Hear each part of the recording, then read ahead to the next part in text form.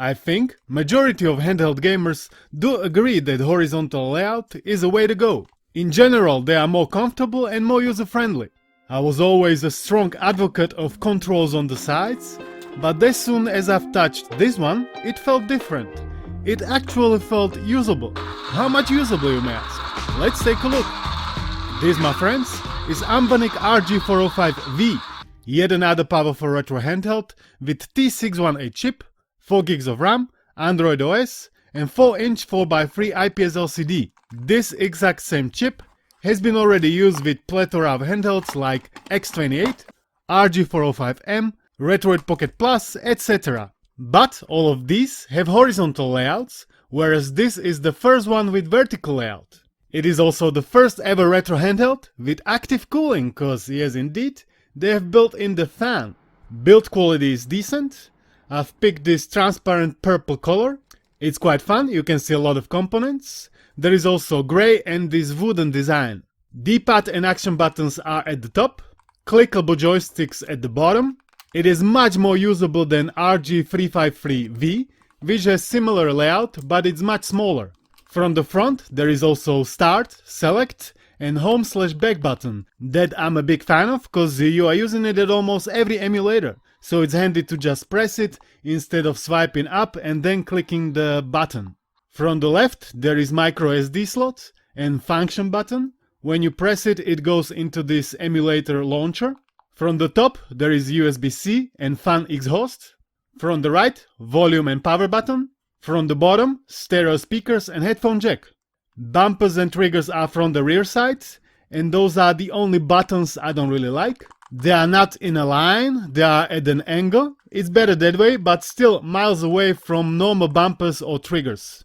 D-pad and action buttons are solid in an Anbernic style. It has nice shape. There are these two bumps from the back that makes the grip way comfier, but to be honest, for my extra large hands it is still not ideal. Okay, let's boot it up and play some retro goodness. It is running Android 12 and I prefer to keep it in this classic Android style, no fancy launcher needed. We have seen already what this chip can pretty much do, but I want to test it anyway, cause sometimes software does miracles. And as I've said before, cannot wait to test the upgraded chip they are working on for a while. Hopefully it should be here soon. And let's start off with GameCube emulation via Dolphin MMGR2. Resident Evil 4 running better than expected, very enjoyable. This and Battalion Wars, which is also playable, need to be set to OpenGL, otherwise the textures are messed up.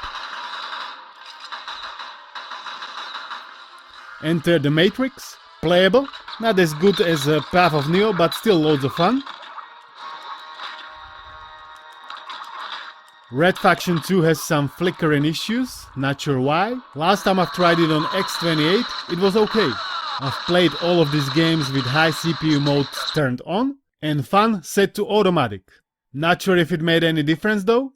Need for Speed Underground 2 was very playable. Some slowdowns here and there, but the audio was fine, which is surprising cause usually it's very choppy. 13 playable, as well as Super Mario Sunshine, Metroid Prime, Simpsons Hit and Run. GameCube games feels right at home on this device, cause there is a 4:3 ratio screen. The emulation is certainly not perfect, but there are loads of titles that are perfectly playable, especially considering its lower price. You can get it right now for $160, including shipping and taxes.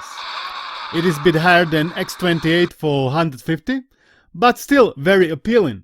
Also huge thanks to Geek for sending it over for honest review, it's greatly appreciated. Rarely do I test V games on this chip, cause usually the games I wanna play don't run that good. Here it is partially so. Develop 2 playable, but on OpenGL. New Super Mario Bros. V kinda playable.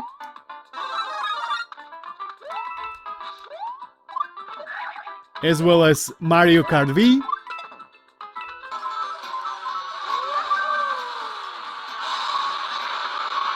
Green Lantern or Teenage Mutant Ninja Turtles.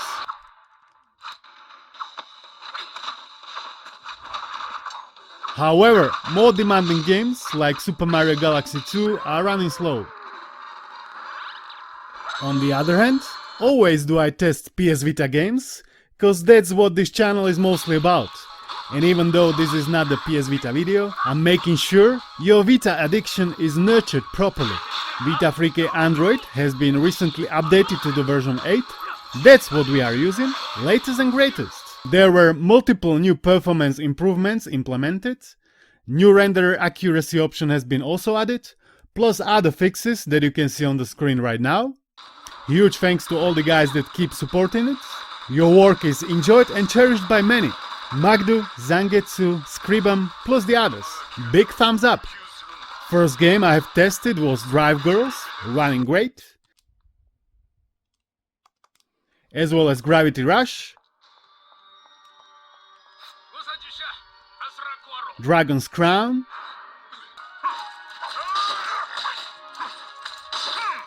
and Muramasa Rebirth.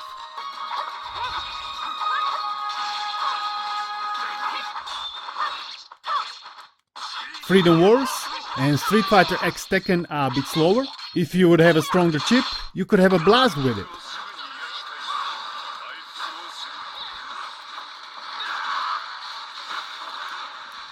Uncharted Golden Abyss. I had some glitches with it, so I've properly read through changelog, and there is the new renderer accuracy option that was causing it. I've changed it from standard to high, and everything was back to normal.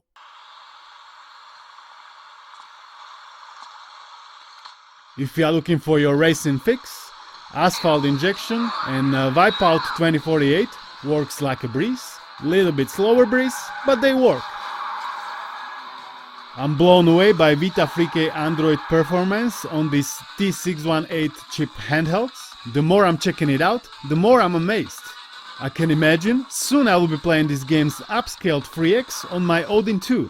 Looking forward to that. Also guys, if you're enjoying these videos, like and subscribe, cause there is certainly more to come. We are moving on to PS Vita direct competitor, Nintendo 3DS. Citra emulation is a bit more demanding, so easier to emulate games run okay, like AVGN, Mighty Switch Force, Rayman Origins, or Johnny Dynamite. Anything more demanding, like Super Mario 3D World, is quite slow. PS2 emulation, same case like with Wii or 3DS. Some games are running okay, but some are not.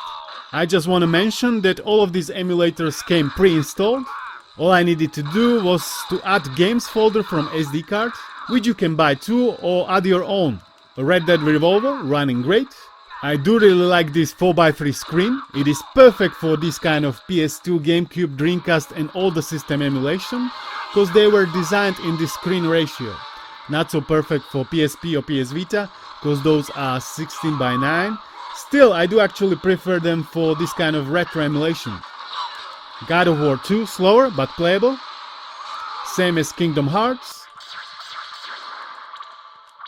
Anything faster like Burnout 3 or Outrun 2006 is very slow and not worth playing. Anything slower like Max Payne or Silent Hill is not bad.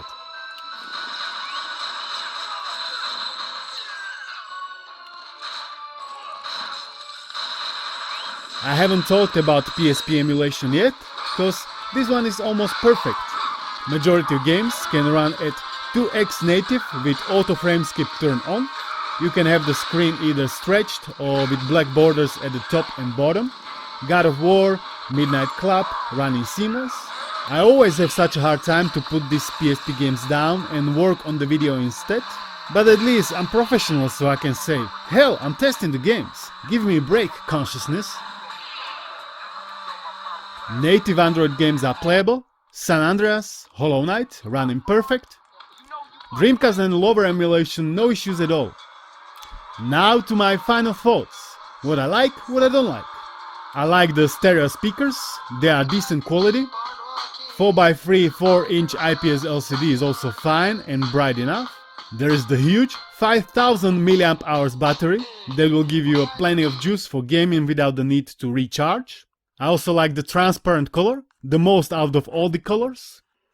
The operation system is also fine. I think Gamma OS, the custom firmware, should work in here too. It will give you even better performance, but this official software is also enjoyable and it comes pre-installed ready to game.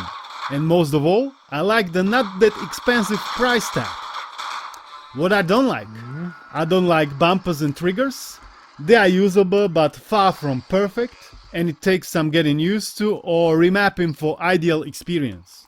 And obviously I don't like the vertical shape. It is not terrible either, the ergonomics are not bad, I don't need to shift my grip or anything whilst using it, but it is still vertical handheld, and my hands are telling me this is not correct way of using it. But I think I finally figured out my ideal retro handheld. Stronger, with next generation chip, 4x3 screen, could be even larger than 4-inch. I think something like 405M, but I don't really need metal and I need something less expensive. That's about it. I hope this video helped you to make more informed decision. Check also other reviews for bigger picture. Thanks for watching, thanks to Patreons for support. Auf Wiedersehen, priatelia!